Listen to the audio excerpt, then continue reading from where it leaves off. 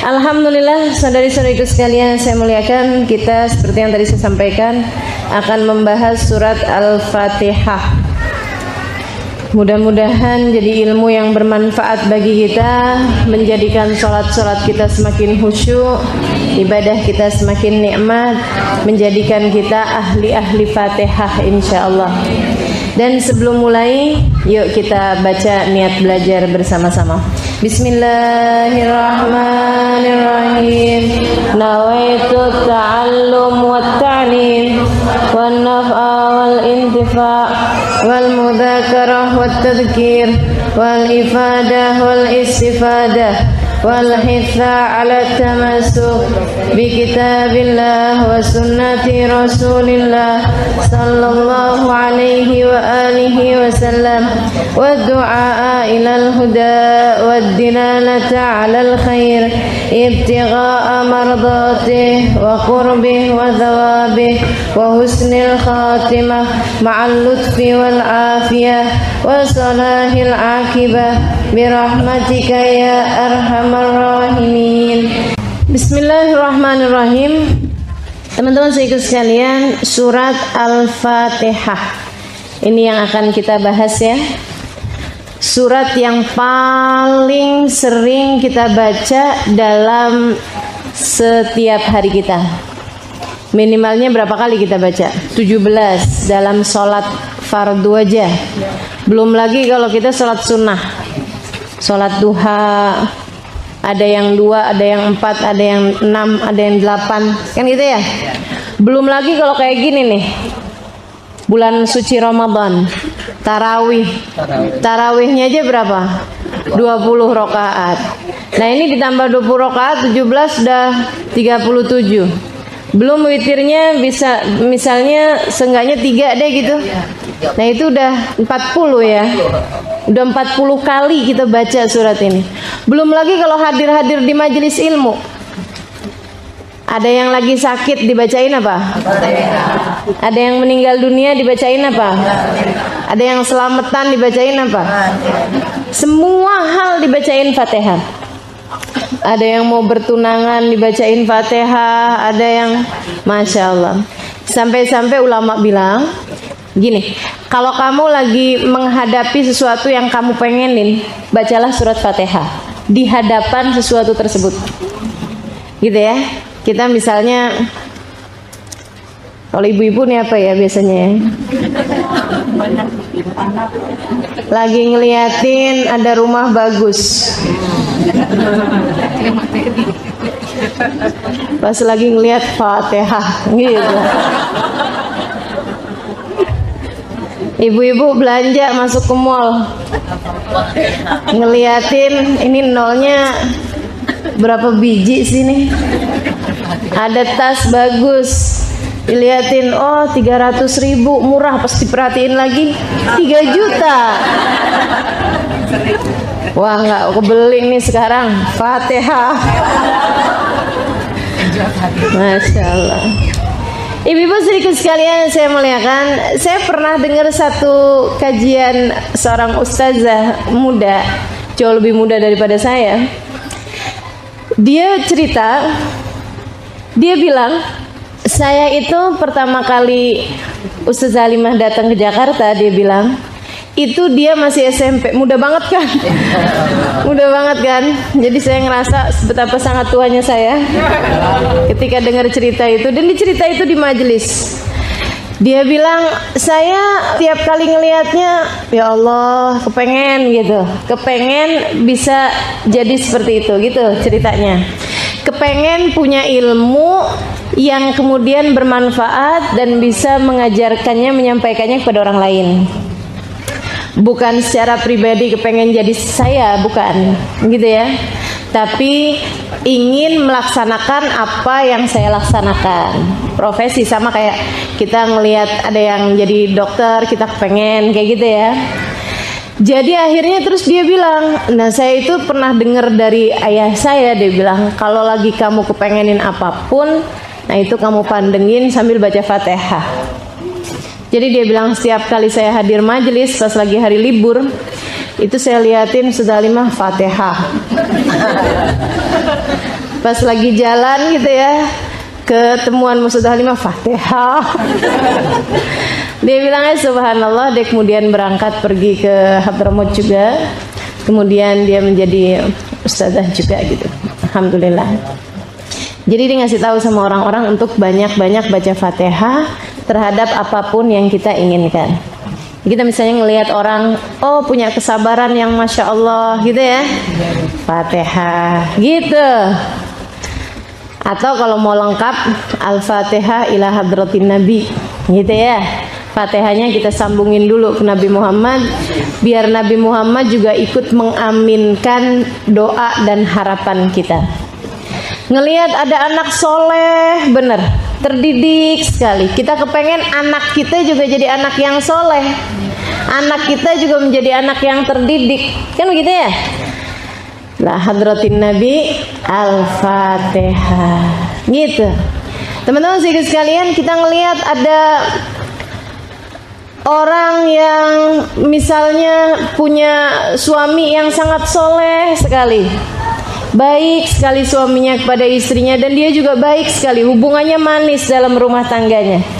Daripada dinyinyirin sementara kamu belum menikah gitu ya, lebih baik di Fatihain. Enak nih kan, daripada tuh palingan kelihatannya doang dari luar tuh kayak gitu. Kayaknya kalau di rumahnya mah belum tentu. Palingan ini kalau di luar baiti jannati, kalau di dalam baiti nari. Nyinyir sekali ya. Teman-teman sekalian saya muliakan, daripada begitu mendingan ya Allah karuniakan saya pula pasangan yang soleh, yang bisa bawa kebaikan bagi saya, yang sikapnya lemah lembut pada saya, dan mudahkan saya juga untuk bisa menjadi istri yang solehah baginya. Al-Fatihah gitu. Jadi apa-apaan di Fatihain aja gitu ya. Jadi teman-teman sekalian saya muliakan, apapun Fatihain aja. Insya Allah mudah-mudahan Allah karuniakan kepada kita segala kebaikan. Dengar diceritakan tentang surga dengan segala kenikmatan-kenikmatannya. Ya Allah, kepengen menjadi salah satu ahlinya, salah satu penghuninya. Diapain? Gitu. Jangan kenceng-kenceng Bu, terus ngelihat orang kayak Fatihah, lihat orang pinter Fatihah, nggak gitu ya. Wah ini susah nih. Tuh ngapain Bu? Ya jarin Musa Halimah. Ya Allah. Jadi gitu teman-teman sekalian, Al-Fatihah. Kenapa begitu? Kenapa begitu? Ada dalilnya nggak? Ada. Teman-teman sekalian, Nabi Muhammad alaihissalam mengatakan dalam hadisnya, suratul Fatihah 5 quri'at laha. Suratul Fatihah 5 quri'at laha. Surat Al-Fatihah itu tergantung niat bacanya mau buat apa. Surat Al-Fatihah itu tergantung niat bacanya mau buat apa. Jadi kalau kita bacanya mau buat sesuatu hal, insya Allah Allah berikan sesuai dengan niatannya tersebut. Jadi kalau kita baca memang dengan niatan-niatan agar hajat-hajat kita diijabah, insya Allah mudah-mudahan surat Al-Fatihah menjadi salah satu penguat, salah satu pembuka hajat-hajat kita tersebut dijabah oleh Allah Subhanahu wa Ta'ala. Seperti itu ya surat Al-Fatihah. Saudaraku sekalian saya muliakan, di mana diturunkannya surat Al-Fatihah? Nah ini para ulama sepakat bahwasanya surat Al-Fatihah ini diturunkan di Mekah. Meskipun yang sab'al masani wal Qur'anil azim yang Allah sebutkan dalam Al-Quran, bahwa kami telah turunkan kepadamu as-sab'al masani, 7 ayat yang berulang-ulang wal Qur'anil azim, dan merupakan bagian dari Al-Quran yang paling agung. Dan semua ulama juga mengatakan bahwasanya ayat tersebut bercerita tentang Al-Fatihah. Ini adalah surat yang diturunkan, ayat yang diturunkan di kota Madinah. Jadi Allah cuma lagi ngungkit aja, lagi mengungkit pemberian, bahwasanya aku telah turunkan kepadamu wahai Muhammad, yaitu di kota Mekah, 7 ayat yang berulang-ulang dan merupakan bagian dari Al-Quran yang paling mulia. Gitu ya. Jadi surat Al-Quran ini, saudaraku sekalian saya muliakan, diturunkan di kota Mekah, dan semua ulama sepakat dengan jumlah bilangannya, yaitu 7 ayat. 7 ayat yang berulang-ulang, karena memang Allah menyebutkan 7-nya ini secara jelas-jelasan dalam ayat yang tadi telah saya sebutkan. Wal sab'il masani wal Qur'anil azim. Sungguhnya Al-Fatihah itu adalah as-sab'al masani, 7 ayat yang berulang-ulang. Berulang-ulangnya di mana? Tuh, Bismillahirrahmanirrahim. Ada Ar-Rahmanir-Rahim, ya kan? Ar-Rahman-Rahimnya nanti diulang lagi di ayat yang ketiga ya. Alhamdulillahirrahmanirrahim. Ar-Rahmanir-Rahim. Iyyaka diulang juga. Iyyaka na'budu, terus iyyaka nasta'in. Ihdinas siratal mustaqim, siratnya berulang juga. Siratal ladina an'amta alaihim ghairil maghdubi alaihim waladdallin. Jadi ada beberapa pengulangan di dalam Al-Fatihah yang hanya terdiri dari 7 ayat tersebut. Hanya saja ada khilaf di antara ulama, yaitu Imam Syafi'i dengan Imam Malik radhiyallahu taala anhu arda, mengenai pembagian ayat-ayatnya.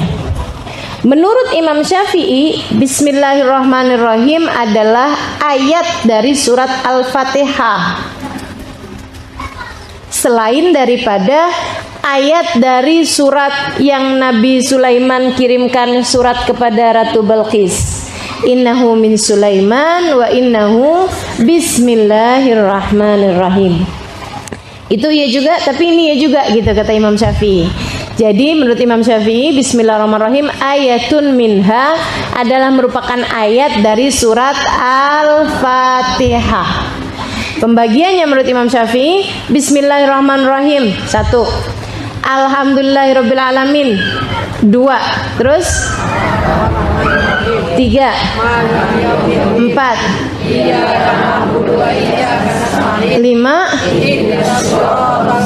6, kemudian an'amta alaihim ghairil maghdubi alaihim waladdallin 7. Gitu ya. Itu menurut pembagiannya Imam Asy-Syafi'i. Menurut Imam Malik, bismillahirrahmanirrahim bukan bagian dari surat Al-Fatihah. Menurut Imam Malik, bismillahirrahmanirrahim bukan bagian dari surat Al-Fatihah. Ia hanyalah merupakan bagian dari surat yang ada yang menceritakan tentang Nabi Sulaiman itu ya. Kalau nggak salah Al-Qasas atau Al-Anbiya gitu, Al-Qasas nggak salah. Nah itu di sana disampaikan mengenai kisahnya Nabi Allah Sulaiman yang mengirimkan surat kepada Ratu Bilqis. Isi suratnya, innahu min Sulaiman wa innahu bismillahirrahmanirrahim. Hanya saja memang disunahkan untuk dibaca di awal-awal surat, kecuali surat Al-Bara'ah, kecuali surat At-Taubah yang diawali dengan bara'atun minallahi wa rasulih. Seperti itu teman-teman sekalian. Nah terus ngitungnya gimana? Apakah menurut Imam Malik surat Al-Fatihah terdiri dari 6 ayat? Enggak, kata Imam Malik 7 juga. 7, surat Al-Fatihah 7, mengingat ayat yang tadi sudah saya sebutkan bahwa Al-Fatihah salah satu namanya adalah As-Sab'ul Mathani, 7 ayat yang berulang-ulang. Jadi menurut Imam Malik, bismillahirrahmanirrahim enggak masuk. Masuknya dari alhamdulillahirabbil 1, terus 2, 3, 4, mustaqim 5, siratal ladzina an'amta alaihim 6, kata Imam Malik ya, ghairil maghdubi alaihim waladdallin, ayat yang ketujuhnya. Jadi menurut Imam Malik, siratal ladzina an'amta alaihim 1 ayat dan ghairil maghdubi alaihim waladdallin ayat yang lainnya. Gitu ya. Jadi semuanya sepakat bahwasanya jumlah ayat dalam surat Al-Fatihah adalah terdiri dari 7 ayat. Begitu ya. Karenanya kemudian dalam sholat kita, bagi yang mengikuti madhab Syafi'i, sholatnya Bismillahirrahmanirrahimnya dikeraskan, dijaharkan untuk sholat-sholat yang jahriyah, sholat-sholat yang memang bersuara keras, yaitu maghrib, isya, dan subuh. Gitu ya, kita baca Bismillahirrahmanirrahimnya barengan tuh, Bismillahirrahmanirrahim, Alhamdulillahirrahmanirrahim, Ar-Rahmanirrahim gitu. Sementara untuk orang-orang yang mengikuti mazhabnya Imam Malik, dan Imam Malik ini adalah seorang yang luar biasa. Beliau tinggalnya di Madinah, orang yang adabnya luar biasa kepada Allah dan kepada Rasulnya. Sampai-sampai diriwayatkan bahwasanya Imam Malik ini, teman-teman sekalian, selama tinggal di kota Madinah tidak pernah pakai sendal. Nanti kalau keluar dari kota Madinah baru pakai sendal. Luar biasa ya. Saya kepengen banget mau nyoba, nggak berhasil. Panas. Ya lagi musim panas sekarang soalnya ya. Ya Allah, ya Allah. Masya Allah. Nih Imam Malik tinggal bertahun-tahun di kota Madinah. Seumur hidupnya beliau tinggalnya di kota Madinah. Kalau beliau lagi ada di kota Madinah nggak pernah pakai sendal. Nah keluar baru. Dan yang ajaib, Imam Malik tinggal di kota Madinah tapi tidak pernah buang hajat di Madinah. Jadi beliau begitu mau buang hajat, keluar dulu dari kota Madinah ke tanah halal, bukan ke tanah haram ya maksudnya. Kan kota Madinah sama kota Mekah disebut sebagai tanah haram. Beliau keluar dulu dari kota Madinah, kemudian baru beliau melaksanakan hajatnya di tempat tersebut. Beliau kemudian baru pulang lagi. Masya Allah, Masya Allah. Ini Imam Malik bin Anas alaihi ridwanullah. Beliau adalah pemimpin madhab Maliki dan merupakan gurunya Imam Syafi'i. Gurunya Imam Syafi'i. Imam Syafi'i berguru kepada beliau bukan sebentar, teman-teman sekalian. Talabtul ilm minal Imam Malik 20 sanah. Saya berguru dengan Imam Malik 20 tahun. Ini berguru sama Imam Maliknya doang 20 tahun. Berguru sama ulama-ulama yang lain berapa lama? Waduh, lama benar teman-teman sekalian. Dia bilang saya belajar 20 tahun dari Imam Malik, 18 tahunnya saya belajar adab, 2 tahunnya belajar fikih, belajar syariat. Saya tidak menyesali 18 tahun yang saya belajar akhlak, saya belajar adab, akan tetapi yang saya sesali malah justru 2 tahun yang saya belajar fikih. Kenapa nggak sekalian belajar adab juga? Kenapa gitu? Dia bilang sebab fikih bisa saya pelajari dari siapapun, akan tetapi adab dan akhlak tidak dapat saya pelajari kecuali dari Imam Malik. Ini teman-teman saya sekalian. Nah Imam Syafi'i ini orang yang sangat amat pandai luar biasa. Belajarnya 20 tahun dari Imam Malik doang, belum dari ulama-ulama yang lain gitu. Dan umur beliau ketika meninggal dunia hanya 50 tahun aja. Jadi memang pantas banget kalau kemudian beliau jadi orang yang pandai, ilmu yang Masya Allah ya. Ini orang zaman sekarang nih mondoknya nggak lama. Kalau ditanya kamu lulusan pesantren mana? Pesantren kilat.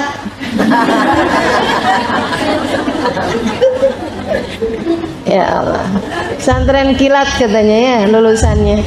Tapi udah berani-beraninya bawa hukum, udah beraninya nyalah-nyalahin ulama. Wah ini zaman sekarang nih ya, udah berani-berani menyalah-nyalahkan para ulama yang bahkan belajarnya udah panjang-panjang lamanya.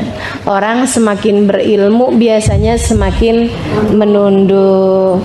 Enggak kemudian jadi gampang-gampang membid'ah-bid'ahkan hanya karena membaca hukumnya di Google. Hukum taraweh dia baca. Oh. Habis itu kemudian adeknya, bapaknya, ibunya disalah-salahin semuanya. Mama taraweh tuh mah nggak pernah 20 rakaat. Mama tahu nggak Nabi tuh mah nggak pernah lebih sholat malamnya di bulan Ramadan atau selain bulan Ramadan daripada 11 rakaat. Mama kalau taraweh 20 rakaat ikutan siapa mah? Mamanya dengan gampang jawab ikutan imam nak.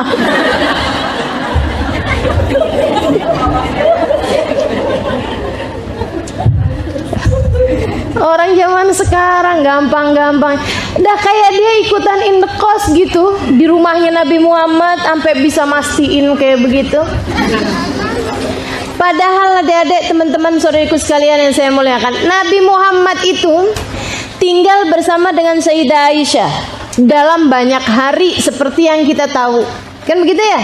Dari mulai pertama kali hijrah ke Madinah masih belum ada istri yang lain, udah beristrikan Sayyidah Aisyah. Selain daripada Sayyidah Saudah. Jadi masih baru bergilirnya 2 orang aja. Artinya kan lebih sering tuh sampai kemudian Nabi memiliki istri-istri yang lain. Saudaraku sekalian saya muliakan, Sayyidah Aisyah setiap kali meriwayatkan hadis, beliau bilang, saya lihat Nabi Muhammad berbuat begini. Gitu dia bilang, ra'aitu Rasul sallallahu alaihi wasallam yusalli duha 4 rakaat. Saya pernah lihat Nabi Muhammad sholat duha 4 rakaat. Yang saya lihat Nabi Muhammad sholat duha 4 rakaat. Termasuk hadis yang tadi tuh yang mengenai sholat taraweh, Sayyidah Aisyah juga bilangnya gitu, saya nggak pernah lihat Nabi Muhammad kalau sholat malam lebih daripada 11 rakaat. Saya nggak pernah lihat.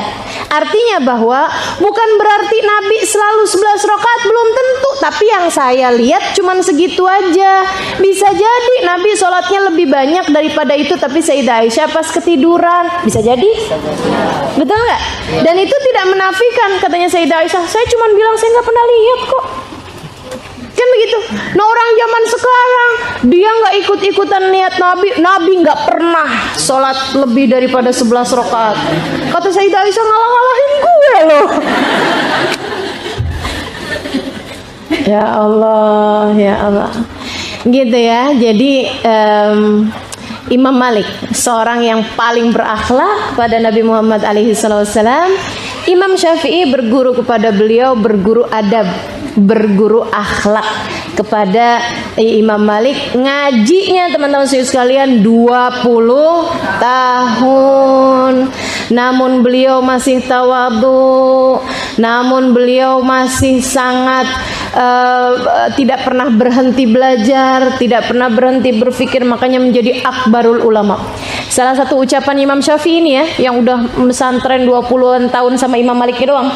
Beliau bilang kayak gini, uhibbus shalihin walastu minhum, la'alli anal minhum syafa'ah. Katanya Imam Syafi'i, saya cinta sama orang soleh walaupun saya belum termasuk di antara mereka. Wah, Imam Syafi'i menghatamkan Al-Quran di luar Ramadan sehari sekali. Di dalam bulan Ramadan pagi sampai sore 1 hataman, sore sampai pagi 1 hataman. Jadi selesai bulan Ramadan beliau menghatamkan 60 kali hataman Quran. Dan beliau bilang, uhibbus salihina walastu minhum. Saya cinta sama orang soleh meskipun saya belum termasuk dari kelompok mereka. Dan kita baru baca selembar 2 lembar tiap hari. Kalau dibacain ayat tentang surga, langsung berasa kita salah satu calonnya. Aduh, luar biasa kita ya. Mudah-mudahan Allah kasih kita sesuai dengan persangkaan kita. Amin, insyaallah. Salat taraweh 20 rakaat berasanya udah kayak ibadah gede gitu. Padahal segitunya bacaannya sampai malaikat yang nyatet aja bingung. Bismillahirrahmanirrahim. Alhamdulillahirrahmanirrahim. Lagi apa sih ini? Enggak kedengeran huruf-hurufnya. Bismillahirrahmanirrahim. Allahu akbar. Allah. Masya Allah, Masya Allah. Mudah-mudahan Allah perbaiki ibadah kita, perbaiki rasa hati kita di dalamnya, insya Allah. Amin. Nah ini Imam Malik, teman-teman sekalian, mengatakan bahwa Bismillahirrahmanirrahim tidak termasuk bagian dari surat Al-Fatihah. Karenanya kalau teman-teman pergi ke daerah-daerah yang banyak orang-orang di sana mengikuti madhabnya Imam Syafi'i, teman-teman akan mendapati Fatihah mereka langsung hamdalah, tidak diawali dengan Bismillahirrahmanirrahim secara jahar, meskipun kebanyakan dari mereka melafatkannya secara sir. Alhamdulillahirabbil alamin gitu. Jadi bismillahnya pelan, kemudian alhamdulillahnya baru dikeraskan. Jangan jadi orang latahan, pulang-pulang dari Mekah, pulang-pulang dari Madinah, begitu ya. Kemudian langsung dah sholatnya alhamdulillahirabbil alamin, jadi imam buat anak-anaknya. Alhamdulillahirrabbilalamin. Anaknya heran, habis saya sholat, mah bismillahnya kemana mah? Bismillahnya hilang kemana mah? Kok kagak ada bismillah? Kamu nggak tahu apa-apa nak, mama nih habis pulang umroh nih nak. Ternyata nak di kotanya Nabi kagak pakai bismillah. La ilaha illallah. Di Madinah dan di Mekah sana kebanyakan mengikuti madhabnya Imam Malik. Kalau kita perginya ke Mesir, kebanyakan mengikuti madhabnya Imam Syafi'i. Kalau kita perginya ke Yaman, kebanyakan juga mengikuti madhabnya Imam Syafi'i. Kalau kita perginya ke Pakistan, kalau kita perginya ke negeri-negeri banyak orang kulit hitam tuh kayak Kenya, Kamerun yang banyak orang Islamnya juga di sana, Hindustan gitu ya, orang India, itu kebanyakan mengikuti madhabnya Imam Abu Hanifah. Makanya sholatnya auratnya enggak kayak kita agak kelihatan tangannya gitu ya. Belum lagi di tangannya dipakein gelang, tangannya segini, wah luar biasa banget itu ya. Nah itu ada yang memang mengikuti madhabnya Imam Abu Hanifah, kakinya nggak dipakein kaos kaki gitu kan. Nah itu jadi jangan jadi latahan, pulang dari sana ngikutin madhab Malik, pulang dari Pakistan pulang-pulang sholat nggak pakai kaos kaki. Ini orang kalau kayak begini takutnya pas pulang dari Amerika nggak sholat ya, nggak ada orang sholat nah di sana. La ilaha illallah, nggak gitu. Jadi teman-teman saudaraku sekalian saya muliakan, kita menjalankan agama sesuai dengan apa yang kita pelajari selama ini. Ustazah, kenapa di Indonesia ini kebanyakan mengikuti madhabnya Imam Syafi'i? Karena yang bawa Islam kemari adalah kebanyakan kalangan habaib yang datang dari negeri Hadramaut Yaman. Karenanya kemudian kebanyakan dari mereka adalah mengikuti madhabnya Imam Syafi'i. Dan memang di seluruh penjuru dunia ini teman-teman sekalian, umat Islamnya kebanyakan mengikuti pendapatnya Imam Syafi'i. Meskipun memang yang di Mekah Madinah memang kebanyakan mengikuti pendapatnya Imam Malik, karena Imam Malik dulu tinggalnya di kota Madinah. Gitu ya. Ada lagi nih pulang dari haji, sholatnya ngadepnya suka-suka. Nanyain mah kiblatnya ke sono mah, weh mama pernah kok nak sholat ngadepnya ke arah selatan, gitu ya. Waktu mama ada di depan Ka'bah, dia waktu depan Ka'bah kan ngadepnya sesuai dengan arah Ka'bahnya kan. Jadi kan bisa selatan, bisa utara, bisa barat, bisa timur gitu. Nah itu nggak bisa kayak begitu teman-teman saudara sekalian. Kita sholat harus tetap menghadap ke arah kiblat. Jangan suka ikut-ikutan, jangan latahan ya. Dan kita karena memang madhab kita Syafi'i, yang sudah kita pelajari dari awal adalah Syafi'i, maka kita beragamanya secara fikihnya, secara syariatnya mengikuti pendapatnya Imam Syafi'i. Jadi gitu teman-teman sekalian, surat Al-Fatihah terdiri dari 7 ayat, turun di kota Mekah, dan merupakan surat dengan banyak nama, meskipun yang terkenal adalah Al-Fatihah. Apalagi nama-namanya? Ummul Kitab. Ummul Kitab. Mari kita sama-sama membaca Ummul Kitab. Surat apa berarti yang dimaksudkan dengan Ummul Kitab? Apa tuh Ummul Kitab? Induknya Al-Quran atau Ummul Quran. Nah ya, sering dengar ya. Mari kita sama-sama membaca Ummul Quran, surat Al-Fatihah. Kemudian nama lain dari surat Al-Fatihah juga adalah surat Ar-Ruqyah. Ar-Ruqyah dan juga surat Asy-Syifa. Kenapa disebut Ar-Ruqyah dan Asy-Syifa? Karena merupakan surat yang dapat menyembuhkan orang yang sakit. Makanya kita kalau ada yang sakit nih Bu, mari kita baca bersama-sama surat Al-Fatihah. Gitu ya. Ada yang sakit kita baca surat Al-Fatihah, karena surat Al-Fatihah memang niatnya mau buat apa, nah itu akan terlaksana sesuai dengan niatnya. Dan karena ia merupakan surat penyembuh, juga memang disebut dengan nama surat Asy-Syifa dan juga surat Ar-Ruqyah. Cuman rasanya kayak nggak kebiasaan ya. Mari ibu-ibu kita baca surat Asy-Syifa. Ibu-ibu langsung nanya sebelah apaan sih Asy-Syifa? Apalagi kalau mari kita sama-sama baca surat Ar-Ruqyah. Ar-Ruqyah? Apaan Ar-Ruqyah ya? Juz keberapa itu? Di mana itu? Gitu. Jadi memang nggak terbiasa. Nama lain yang juga terkenal bagi surat Al-Fatihah disebut sebagai As-Sab'ul Mathani, yaitu 7 ayat yang berulang-ulang. Doa Al-Quran, Al-Fatihah disebut juga sebagai surat Al-Kamilah, yaitu surat yang sempurna. Surat yang sempurna, surat yang mengumpulkan makna-makna dari seluruh isinya Al-Quran. Karenanya menjadi surat yang paling banyak dibaca oleh umat Islam. Surat Al-Kamilah. Meskipun kita juga jarang dengar ya. Mari kita sama-sama membaca surat Al-Kamilah. Yang mana Al-Kamilah? Yang dimaksudkan dengan surat Al-Kamilah adalah surat Al-Fatihah. Gitu ya. Baik, teman-teman sekalian, adanya nama-nama yang banyak menunjukkan bahwasanya Al-Fatihah adalah merupakan surat yang sangat mulia, gitu kan? Nah, ini kemudian sekarang kita mulai bahas maknanya satu demi satu dari surat Al-Fatihah ini. Mudah-mudahan Allah karuniakan keberkahan pada kita sekalian insyaallah.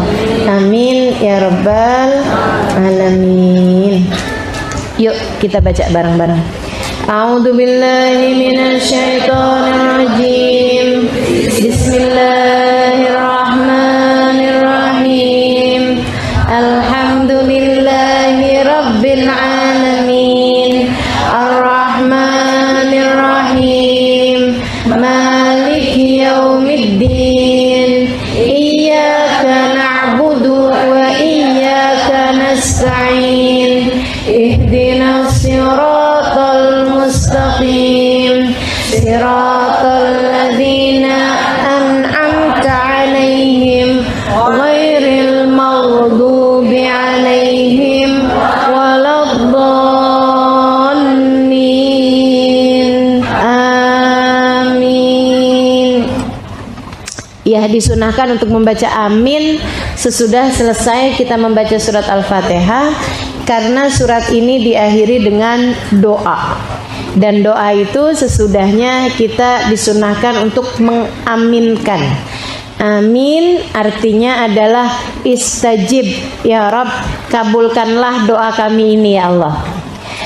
Dua surat yang sunnah untuk dibacakan amin sesudahnya selain daripada surat Al-Fatihah, yaitu surat Al-Baqarah.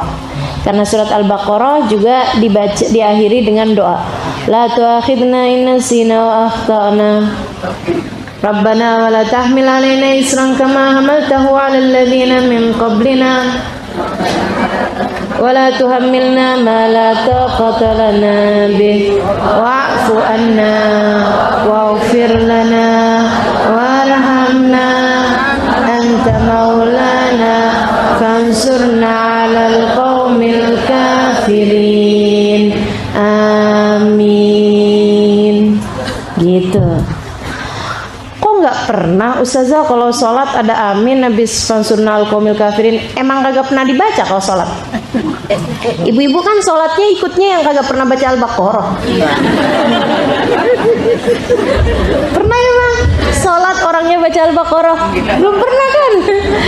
Jadi karena belum pernah, ya nggak pernah dengar orang baca amin habisnya selesai Al-Baqarah gitu ya.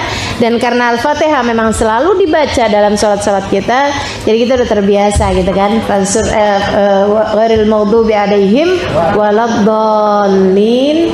Amin. Perlu nggak sih ditambahin Rabbighfir lana wali walidina misalnya gitu ya, baru amin? Nggak perlu, nggak perlu. Boleh apa enggak? Boleh.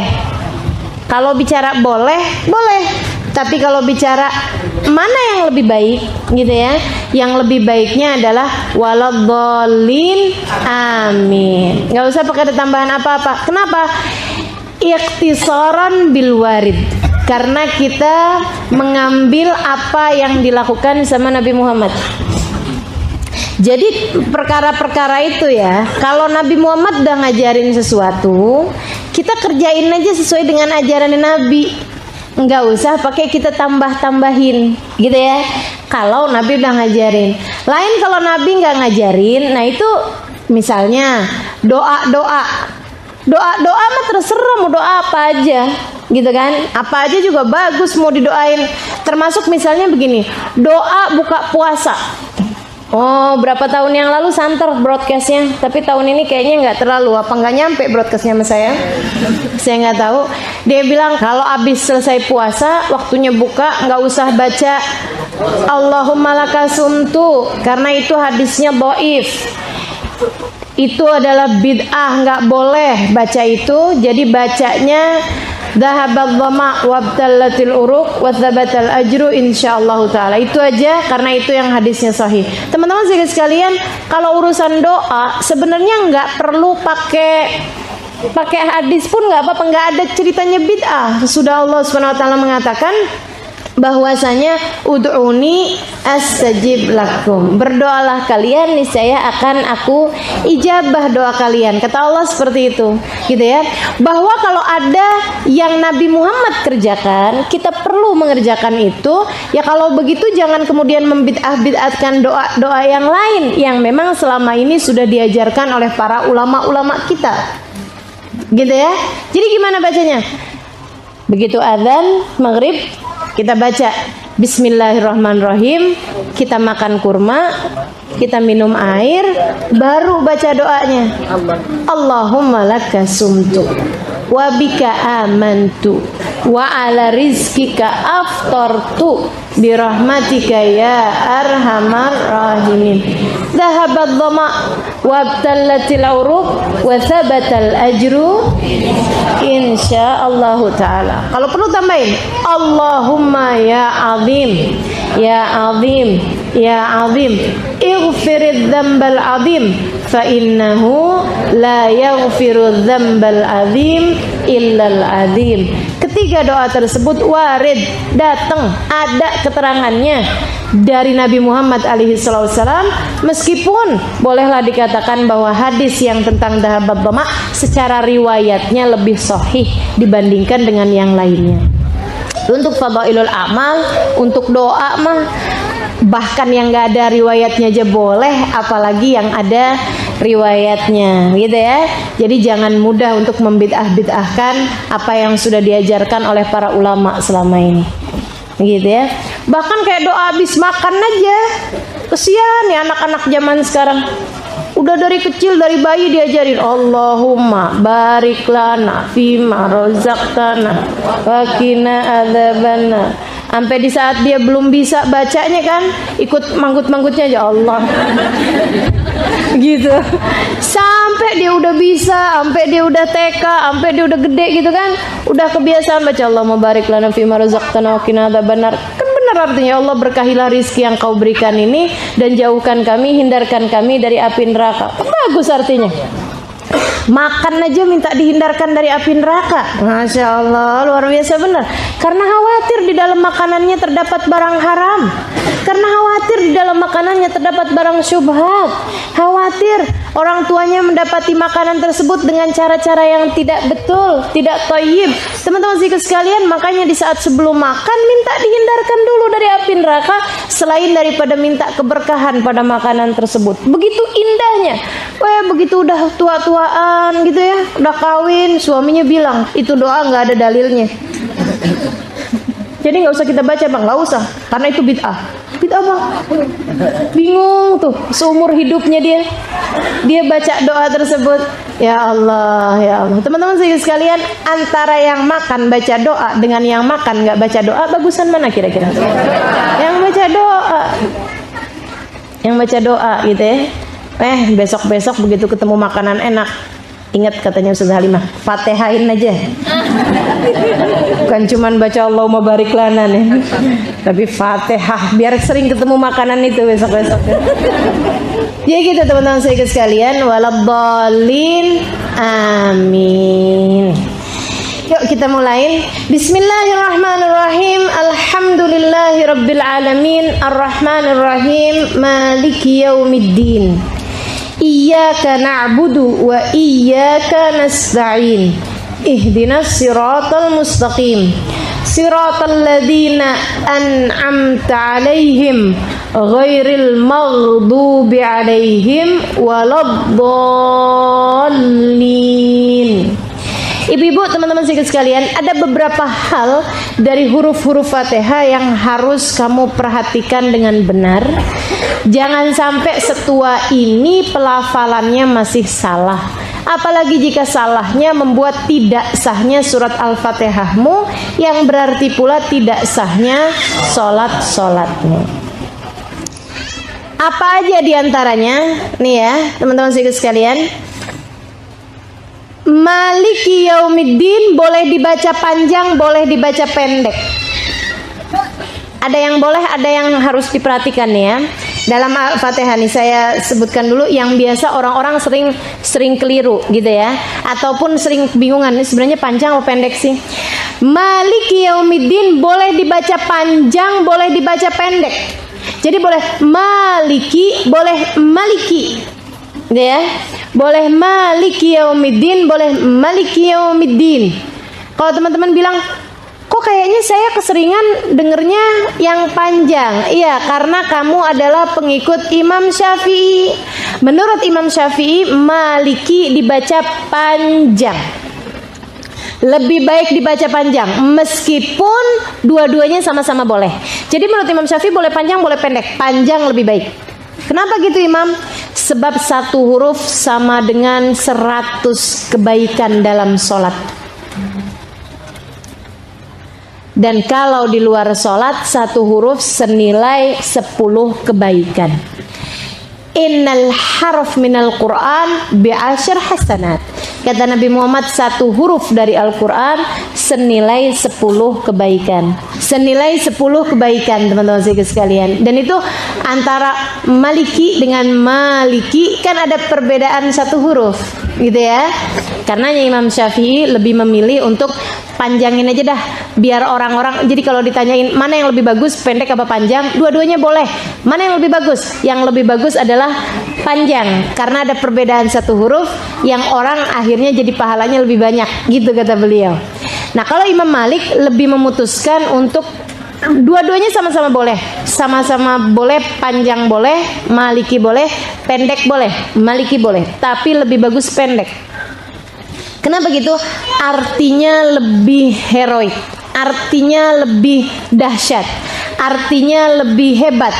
Antara Malik yang artinya adalah pemilik dengan Malik yang artinya adalah raja. Antara pemilik sama raja, heroikan mana? Raja ya.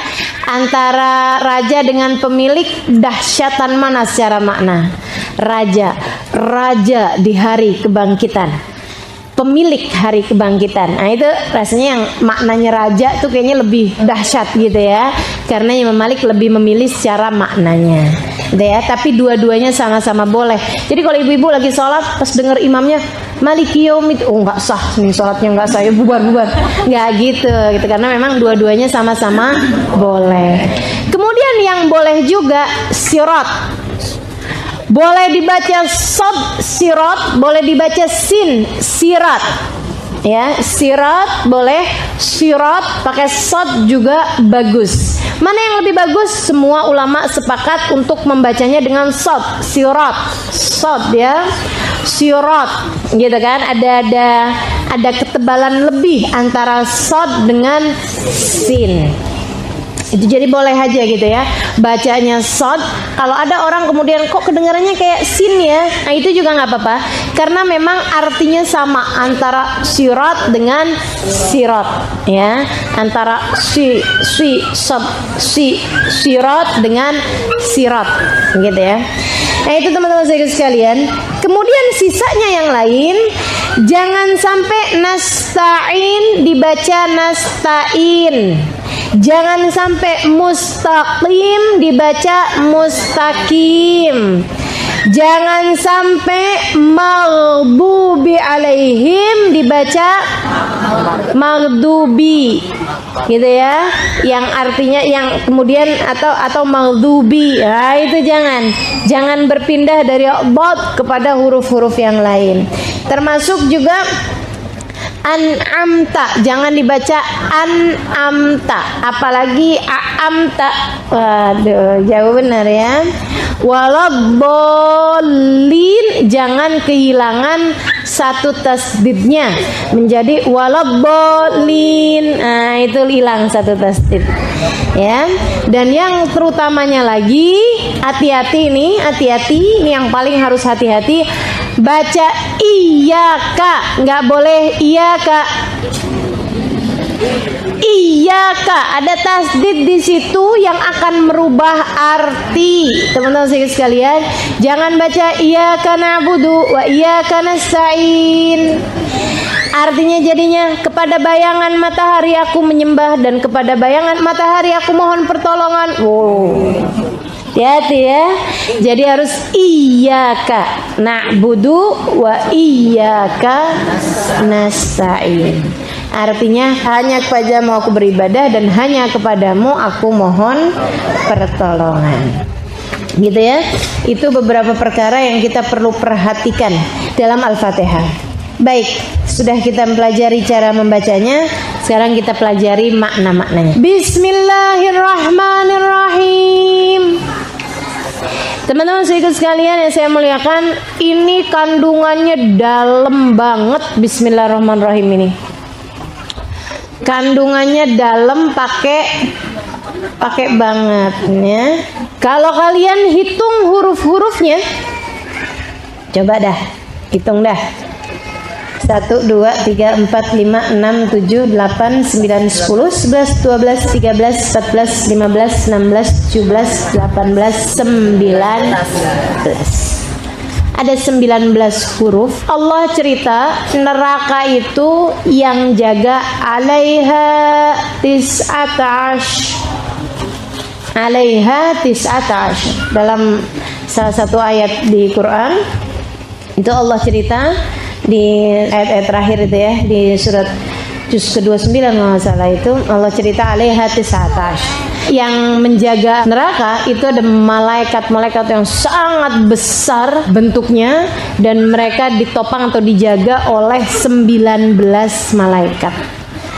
Katanya para ulama, siapa yang selalu membaca Bismillahirrahmanirrahim dalam hidupnya, baik di dalam Fatihah atau tentu saja di luar Fatihah juga, gitu ya, maka dia akan terlindungi dari 19 malaikat penjaga neraka tersebut. Bismillahirrahmanirrahim. Dengan nama Allah yang Maha Rahman lagi Maha Rahim. Itu menurut makna Kufah, menurut makna artinya ulama Kufah, yang mengartikan bismi, isminya itu dari kata-kata ismun yang artinya adalah nama.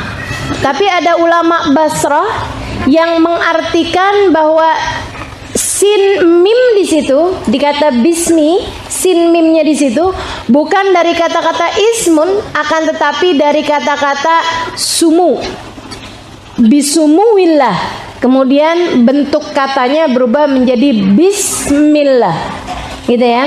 Bismillah dari kata-kata bisumuillah, bukan dari kata-kata biismillah. Nah, itu yang artinya adalah dengan keagungan Allah yang Maha Rahman lagi Maha Rahim. Gitu teman-teman sekalian. Nah, itu kalau kita lagi baca bismillah artinya dengan nama Allah atau dengan keagungan Allah. Boleh dua-duanya. Yang pasti sama-sama aja kok maknanya, bahwa kita tidak bisa mengerjakan sesuatu kecuali dengan Allah Subhanahu wa taala yang membantu kita dan yang menjadikan apa yang kita kerjakan bisa berjalan. Gitu ya, mengingatkan diri bahwa kita nggak bisa apa-apa. Bismillahirrahmanirrahim ini ayat yang kita sunnah untuk bacanya kapan-kapan aja, terutama di awal-awal pekerjaan. Gitu kan? Sebelum makan baca Bismillah. Sebelum minum baca Bismillah. Sebelum berpakaian baca Bismillah. Sebelum wudhu baca Bismillah. Bismillah. Sebelum baca kitab Al-Quran, sebelum baca kitab-kitab yang lain, sebelum baca zikir, sebelum nonton TV. Perlu nggak tuh? Bismillah. Gitu ya. Perlu apa enggak tuh kayak gitu? Teman-teman sekalian, saya muliakan, nggak perlu. Untuk hal-hal yang hukumnya tidak jelas kemanfaatannya, apalagi menjadi makruh ketika kita akan melakukan satu pekerjaan makruh, dan menjadi haram hukumnya membaca bismillah kalau kita akan melakukan pekerjaan haram. Mohon maaf, mau nyuri baca bismillahirrahmanirrahim biar nggak ketahuan. Ya, itu hukum baca bismillahnya apa? Haram. Mau minum minuman keras, nuang birnya bismillahirrahmanirrahim. Nah, nggak ada, haram hukumnya. Malahan kalau niatnya adalah istihza, niatnya adalah untuk menghina bismillahirrahmanirrahim, maka itu sudah keluar dari Islam. Naudzubillah min dzalik. Tapi kalau niatnya gitu aja deh gitu ya. Itu aja gitu. Udah kebiasaan mau minum apa-apa, mau makan apa-apa baca bismillah. Sampai mau yang haram pun sekalipun dia tetap baca bismillah juga. Nah, itu hukumnya adalah haram. Ada yang mau pacaran baca bismillah. Nah, itu ya. Ya Allah. Apa hukumnya? Haram, teman-teman sekalian. Mau pacaran baca bismillah. Ya Allah, ya Allah. Jadi gitu ya, itu hukum-hukum baca bismillah. Bismillah itu kullu amrin dibal. Semua perkara yang ada kepentingannya. La yubda fihi bismillahirrahmanirrahim. Jika tidak diawali dengan bismillahirrahmanirrahim, fahuwa agta, maka dia akan terputus dari berkahnya, terputus dari kebaikannya. Enggak berkah perkaranya kalau tidak diawali dengan bismillahirrahmanirrahim. Haramkah? Enggak. Makruhkah? Enggak. Tapi jadi enggak berkah. Apa itu berkah? Ziyadatul khair, tambahnya kebaikan. Jadi kalau kita makan bismillahirrahmanirrahim sebelum makannya, makanannya jadi berkah. Makanan yang berkah tuh makanan yang bagaimana? Yang kebaikannya menjadi banyak dengan sebab makanan tersebut. Nggak bikin sakit gitu ya, nggak bikin males, karena orang kalau makan kan biasanya jadi males. Ibu-ibu, kalau makan kekenyangan kan jadi males ibadah. Iya apa iya? Iya tuh, gitu ya, langsung gitu waktunya taraweh. Ya Allah, apalagi kalau di deketnya kipas angin. Ngantuk bener tuh, karena kebanyakan makannya mungkin nggak pakai baca bismillah juga itu ya. Maksudnya kebanyakan makan pakai bismillah aja juga ngantuk, apalagi kalau nggak pakai baca bismillah, tambah lagi gitu. Kemudian teman-teman saudara sekalian, makan kalau pakai baca bismillah ziyadatul khair, ada tambahnya kebaikan dari makanan tersebut. Selain daripada nggak bikin sakit, selain daripada tergerak buat ibadah, adalah juga bahwa makanan tersebut ketika masuk dalam perut kita menjadi energi yang baik, menjadi energi yang baik untuk kita melakukan perkara-perkara yang positif, karena kita makannya diawali dengan bismillahirrahmanirrahim, yang makanannya tersebut menjadi semakin berkah. Minum juga gitu, bismillahirrahmanirrahim. Apalagi kalau minumnya baca bismillahnya 3 kali, minumnya 3 kali tegukan. Bismillahirrahmanirrahim. Bismillahirrahmanirrahim. Berhenti. Bismillahirrahmanirrahim. Berhenti 3 kali gitu ya. Kemudian baca doanya minum. Alhamdulillahilladzi ja'ala hadzal ma' azban furatan bifadlihi walam yaj'alhu milhan ujajan bidunubina. Minumnya sambil duduk, pegang minumnya pakai tangan kanan. Teman-teman saudaraku sekalian, tidak bernafas di dalam air, dan 3 kali tegukan seperti yang tadi saya sampaikan. Siapa yang menjalankan minum dengan adab-adab seperti ini, dosa berguguran dari tubuhnya selama dia minum. Dosa berguguran dari tubuhnya selama dia minum, dan selama minuman tersebut ada dalam perutnya, dia akan menjadi orang yang lebih terjaga dari mengerjakan perbuatan-perbuatan dosa. Minum doang padahal. Luar biasa benar ya. Berapa galon yang udah terlewat tanpa membuat dosa-dosa kita berguguran. Dan mudah-mudahan masih tersisa bergalon-galon yang ketika kita meminumnya membuat dosa-dosa kita berguguran dan membuat kita menjadi lebih terjaga di masa yang akan datang. Ingetin tuh ya. Apa aja tadi adabnya minum? 1, duduk. 2, pegang pakai tangan kanan. 3, baca bismillahirrahmanirrahim. 4, tidak bernafas di dalam air. 5, 3 kali tegukan masing-masingnya baca bismillahirrahmanirrahim. 6, membaca doanya yang ibu-ibu belum pada hafal.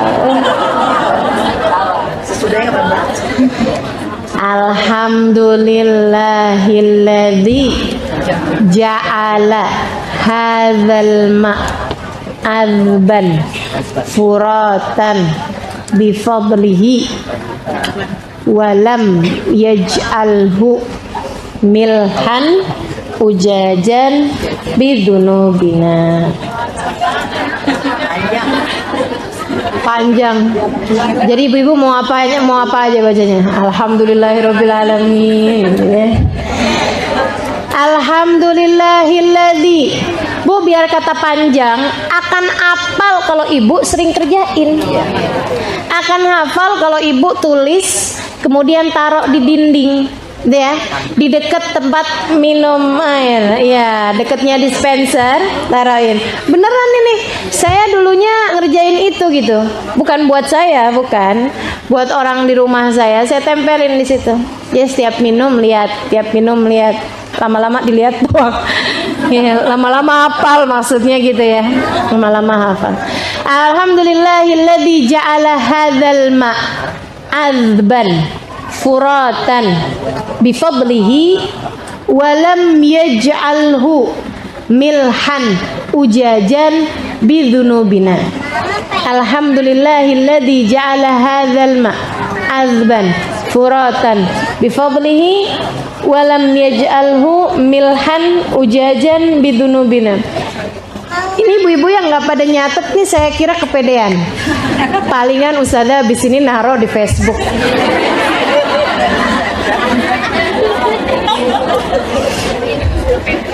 Saya tuh gitu orangnya, penuh kasih sayang.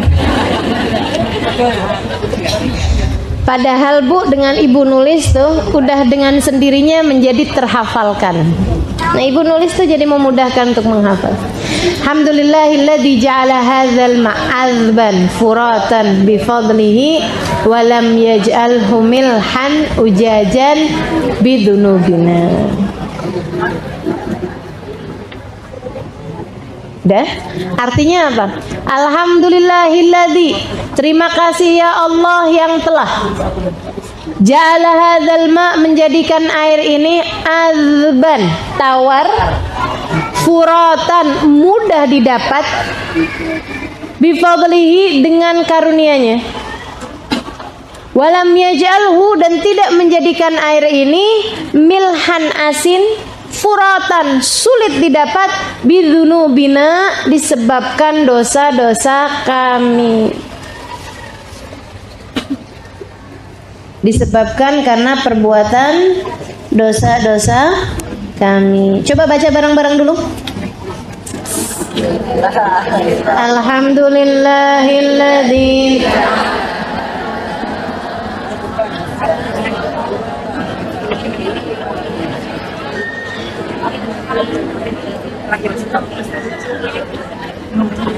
kok suaranya nggak kompak gitu. Ini khasnya orang Indonesia banget nih. Ayo lagi. Alhamdulillahilladzi ja'ala hadzal ma'adzban furatan bifadlihi wa lam falhu milhan ujajan bidunubina. Gitu ya. Ujajan itu sulit didapat, sama artinya dengan ghaura. Itu juga artinya sulit didapat. Qul ara'aitum in asbaha ma'ukum ghaura famay ya'tikum bima'in ma'in. Sampaikan kepada mereka wahai Nabi Muhammad, bagaimana menurut kalian jika Allah jadikan air kalian sulit didapat dengan sebab dosa-dosa kalian? Siapa yang akan mendatangkan kepada kalian air yang mudah untuk membantu kalian? Famayatikum bima'in ma'in. Gitu ya. Jadi itu baca bismillahirrahmanirrahim.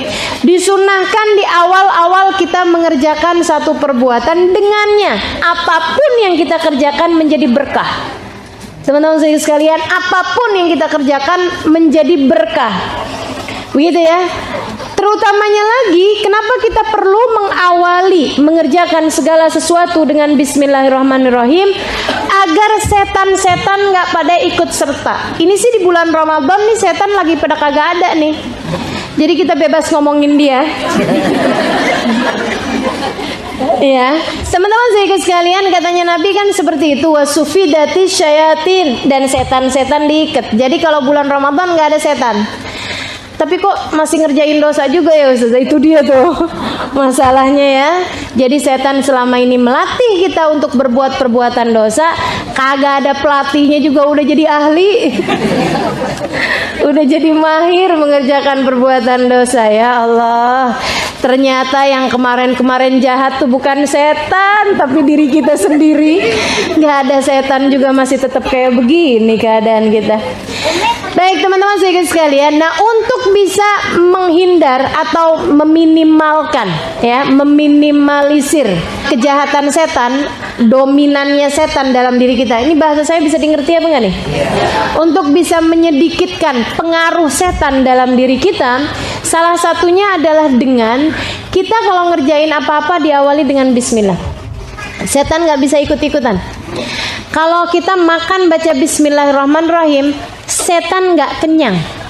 Setan nggak ikutan kenyang, setannya tetap lapar. Kalau kita minum dengan baca bismillahirrahmanirrahim, setan tetap kehausan. Setan kita loh, namanya korin, teman-teman sedikit sekalian. Ini si korin lagi nggak ada nih sekarang nih.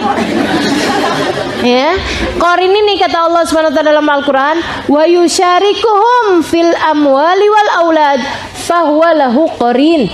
Kata Allah, si setan suka ikut-ikutan sama kalian fil amwal, dalam cara kalian mencari harta. Cara kalian bekerja mencari harta, setan suka ikut-ikutan. Makanya ada orang bisa nipu, ada orang bisa nyari kerjaan-kerjaan haram, tuh dia diikutin sama setannya, gitu ya. Dia ngikutin setan-setannya. Yusyarikuhum fil amwal wal aulad. Setan suka ikut-ikutan, mohon maaf, dalam anak-anak kita. Suka gangguin anak-anak kita buat gangguin orang tuanya. Giliran ibunya mau nonton TV dia biasa aja. Pas ibunya mau baca Quran, nangisnya kejer luar biasa. Kenapa anak saya jadi kayak begini nih? Dia digangguin sama setan. Si korinnya tadi nih, ayo deh tuh, ayo sibukin emak kamu biar dia kagak jadi ngaji gitu. Emaknya kan shadaqallahul adzim gitu ya. Langsung kenapa nak gitu, nggak jadi dah. Ibu-ibu, teman-teman sekalian saya muliakan. Jadi si setan ini, si korin ini suka ikut-ikut serta kemanapun saja kita mengerjakan apapun. Bahkan kita sholat, setannya masih ngebisik-bisikin. Yang kita lupa pada inget, itu kan? Ngingetin namanya hunzub. Nah setannya tuh korin sama si hunzub tuh bareng-barengan. Waduh, ngingetin kita. Kalau kita wudu ada juga namanya walhan. Setan si walhan ini suka gangguin kita kalau lagi wudu. Ustazah hafal banget namanya setan. Ya Allah, nggak apa-apa ya, kenali musuhmu biar kamu tahu gitu kan. Jadi gitu teman-teman sekalian, ada hunzub namanya, ada si walhan, ada korin, ada siapa lagi. Udah segitu aja, temenannya banyak banget ya. Jadi itu teman-teman sekalian, mereka kalau si walhan tuh kerjaannya suka bikin kita was-was. Kayak udah niat belum niat tuh tadi gitu. Padahal udah niat. Wudu tuh loh. Wudu kan orang suka was-was tuh kalau wudu gitu ya. Kalau wudu ajaibnya nih ya, kalau wudu was-was, kalau sholat kagak was-was. Karena emang kerjaannya setan. Kalau sholat nggak pernah was-was, saya udah khusyuk apa belum ya? Kagak pernah. Tapi kalau lagi wudu was-was luar biasa. Udah sah apa belum? Udah sah apa belum? Kalau lagi sholat padahal nggak kepikiran mau sah mau kagak gitu. Ya Allah, emang dasar setannya ganti lagi soalnya. Setannya ganti lagi si Hunzub tadi nih. Jadi teman-teman saudaraku sekalian yang saya muliakan, setan suka ikut-ikutan. Biar setan gak ikut-ikutan kamu ketika mengerjakan segala sesuatu, hadirkan Bismillahirrahmanirrahim dalam tiap awal perbuatan yang kamu kerjakan.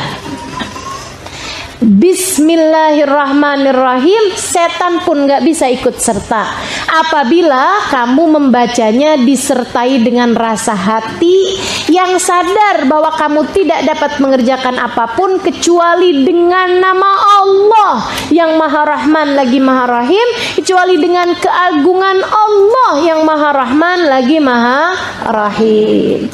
Ini teman-teman saya sekalian, setannya nggak bisa ikut serta. Kalau kita pakai baju baca Bismillahirrahmanirrahim, setannya telanjang. Mohon maaf ya. Kalau kita lagi wudu baca Bismillahirrahmanirrahim, setannya nggak bisa ngebisikin kita buat was-was. Atau kalaupun masih juga karena setannya udah menguasai, sekurang-kurangnya nih setannya nggak seger. Kita kalau habis wudu kan seger, dia nggak gitu ya. Nah itu seperti itu si setan-setan ini ya. Teman-teman saudaraku sekalian yang saya muliakan, kalau kita bepergian nggak pakai baca Bismillahirrahmanirrahim, Bismillah amantu billah tawakkaltu 'ala Allah la haula wala quwata illa billah, setan yang akan ikut serta. Kemanapun kita pergi, kita temenannya sama setan. Kalau kita kemudian keluar rumah baca Bismillah amantu billah tawakkaltu 'ala Allah la haula wala quwata illa billahil aliyil azim, arsalallahu lahu malakin yahfadhanihi ila an yarja. Allah jauhkan setannya, Allah gantikan dengan 2 malaikat yang akan menjadi bodyguard kamu sepanjang kamu pergi sampai kembali ke rumah dalam keadaan selamat. Ajaran Islam nih loh enak banget. Tadi minum ngapusin dosa, sekarang baca dzikir segitu aja kita dikasih bodyguard, dikasih 2 penjaga dari malaikat pula yang gak akan pernah bisa lalai. Teman-teman saya sekalian, kalau kita sewa bodyguard berapa banyak biaya yang diperlukan? Kan gitu ya. Kalau kita sewa bodyguard 2 pula masih tetap aja berkemungkinan buat lalai. Berkemungkinan dianya sendiri juga nggak bisa menghindar dari segala keburukan. Nah ini Allah Subhanahu Wa Taala udah siapkan. Katanya Nabi Muhammad, kamu nggak usah repot-repot pakai segala bodyguard. Udah aja kamu baca Bismillahirrahmanirrahim, Bismillahirrahmanirrahim, Bismillah amantu billah tawakkaltu 'ala Allah la haula wala quwata illa billahil aliyil azim. Allah utuskan 2 malaikat sampai setannya tuh nggak bisa lagi sama dia. Setannya begitu lihat, udah deh, balik lagi sama komplotannya setan-setan. Terus ditanyain, lo kenapa keluar dari dia? Kata temennya nih, kenapa kamu nggak ikutan tuh? Temen kamu tuh, orang kamu tuh lagi jalan gitu ya, majikan kamu tuh, bos kamu lagi jalan, kenapa kamu nggak barengan sama dia gitu buat godain dia gitu kan? Atau bukan bos nih ya, setan memperlakukan kita nggak bos kan? Apaan? Korban. Itu korban kamu tuh, kenapa tuh kamu biarin aja target kamu, kenapa kamu tinggalin gitu aja? Dia jawab, kaifa ana birojulin qad kufiya wa hufidha wa wuqiya. Bagaimana saya bisa mengganggu seseorang yang sudah dijaga, sudah dilindungi dan sudah dibentengi oleh Allah Subhanahu wa taala. Setannya nyerah teman-teman saya sekalian. Sekedar kita baca begitu doang. Bismillah amantu billah tawakkaltu 'ala Allah la haula wala quwata illa billahil aliyil azim. Gampang ya, beragama ini nikmat luar biasa. Maka teman-teman saya sekalian, para ibu-ibu yang suka khawatir kalau anaknya lagi keluar rumah, kan banyak kan? Banyak nggak di sini? Ibu-ibu anaknya umur 11 tahun, 12 tahun, deh 13 tahun, keserem kalau pas lagi keluar dia belum bisa jaga dirinya, tapi kalau kita ikutin dia juga nggak mau. Lagi pengennya kan sendiri. Lain sama anak umur 4 tahun, 5 tahun, 6 tahun kan masih kepengennya barengan sama ibunya mulu, bareng sama orang tuanya. Tapi umur-umur segitu kamu sudah akan kehilangan mereka yang biasanya kemana-mana mau minta ditemenin, kemana-mana mamahnya mau ikut, dia malah udah nggak mau ikut lagi umur-umur segitu kan biasanya ya. Nah ini teman-teman sedikit sekalian, minta sama mereka, nak, jangan keluar rumah kecuali sesudah membaca Bismillah, amantu billah, tawakkaltu ala Allah, la haula wala quwata illa billahil aliyil azim. Kalau perlu ditulis yang bagus, tempelin depan pintu rumah. Kalau anak kita pamitan mau jalan kemana aja, sambilan dia salaman kita minta, nah, udah baca belum? Ini anak mama udah baca belum? Ayo baca dulu dong. Mama baca dulu. Mama minta tolong baca dulu nak. Buat mama baca dulu yuk. Bismillah, amantu billah, tawakkaltu ala Allah, la haula wala quwata illa billahil aliyil azim. Penjagaan. Ketika ada seseorang sahabat, dia kesel sama setan, dia ngerasa dia nggak bisa menang gitu ngadepin setan, dia kalah mulu sama bisikan setan, dia bilang, "Taisa setan, kurang ajar nih setan," gitu. Nabi Muhammad kemudian noleh sama dia. Nabi Muhammad bilang, "La taqul hakadha fa innahu yatakabar." Kamu jangan ngomong begitu, setannya malah tambah gede, saya liatin. Oh, Nabi kan bisa lihat setan. Ya, Nabi bisa lihat setan. Jadi Nabi Muhammad bilang, jangan kayak begitu kamu. Fa innahu yatakabar, setannya malah jadi tambah gede tuh kalau kayak gitu. Balqul, akan tetapi ucapkanlah Bismillahirrahmanirrahim, fa innahu yatasaghar hatta yakunu kal usfur. Setannya bahkan menjadi semakin kecil sampai jadi kayak burung emprit. Itu burung emprit ya? Kecil banget itu ya, yang suka diwarna-warnain macam-macam sama orang di pasar burung sana.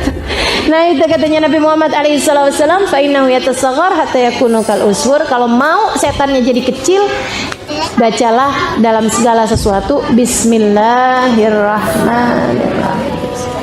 Jadi penjagaan ya, kita awali segala sesuatu dengan membaca Bismillahirrahmanirrahim.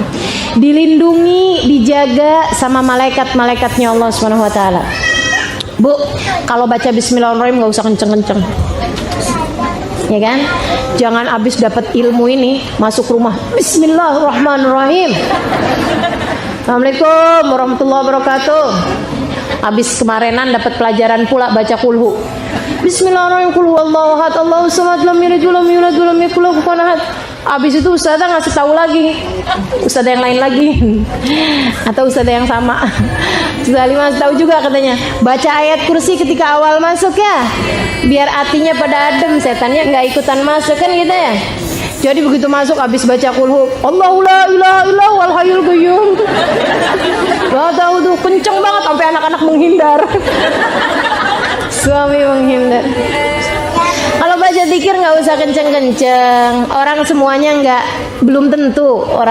belum tentu punya perasaan yang sama denganmu. Kan gitu ya? Khawatirnya malah justru jadi mengganggu persangkaan orang lain. Gitu ya. Ini orang kenapa sih gitu? Mau ngapain? Bismillahirrahmanirrahim. Mana ngagetin pula, maksud dia biar setannya pada pergi gitu kan. Mau makan Bismillahirrahmanirrahim. Waduh. Apalagi habis denger dia satu kisah tentang salah satu habaib kita yang kalau makan nggak baca Bismillahirrahmanirrahim, tapi di tengah makan dia baca Bismillahirrahmanirrahim kemudian tertawa kegelian. Jadi kalau awal makan dia nggak baca Bismillah, tengah-tengah Bismillahirrahmanirrahim, Bismillah ya awal wa akhiru, ketawa gitu. Habis itu dia lanjut makan lagi gitu. Ada muridnya heran gitu, Bib kok gitu Bib, lucu amat Bib, kenapa Bib? Katanya Bibnya, dia bilang, iya geli lihat setan. Kenapa gitu? Dia bilang awal aneh makan kan aneh nggak baca Bismillah, jadi setan ikutan makan. Pas anak kagetin muntah padahal.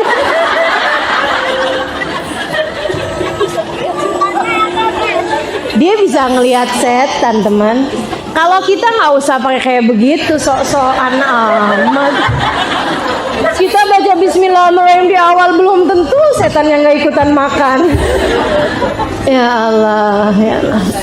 Jadi gitu ya, kita nggak baca Bismillahirrahmanirrahim biasa-biasa aja lah. Bismillahirrahmanirrahim gitu ya.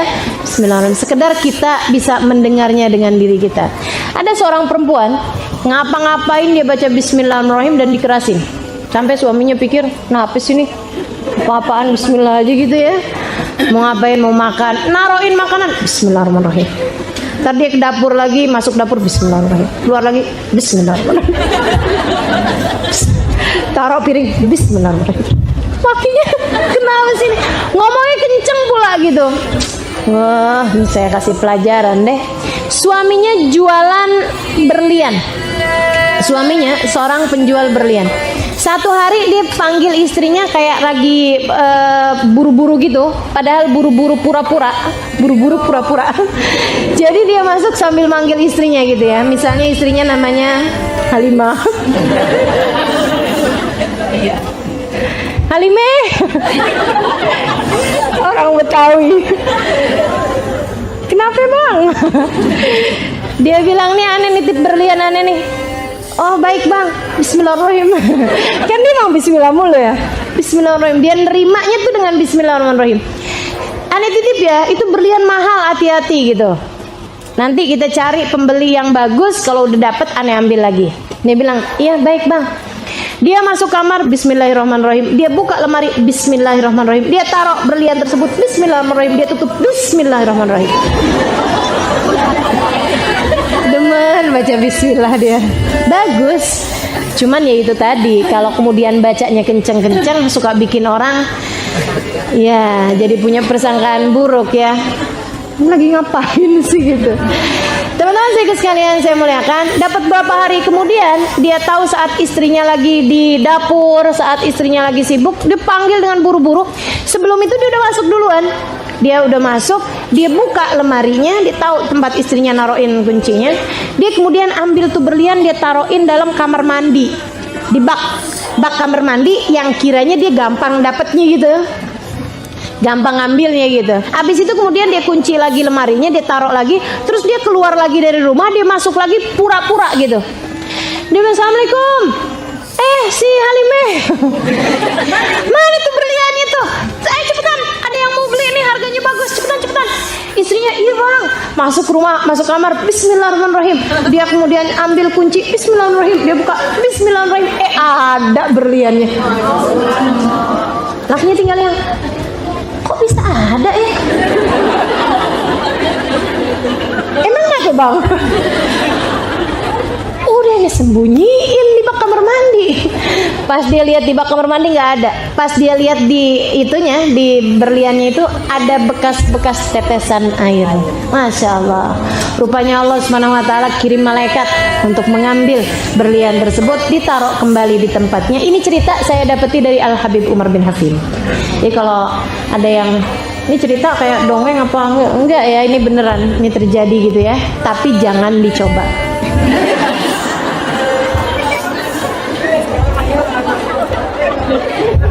Hilang beneran tahu rasa ya. Suaminya bilang, "Oh, berkahnya Bismillahirrahmanirrahim." Waduh, abis itu dia yang Bismillahirrahmanirrahim. Iya, jangan mau ngerjain sesuatu sesudah dapat pelajaran dulu. Nah, ini pelajaran dari orang-orang udah cukup sebagai pembelajaran buat kita untuk selalu mengawali sesuatu dengan Bismillah.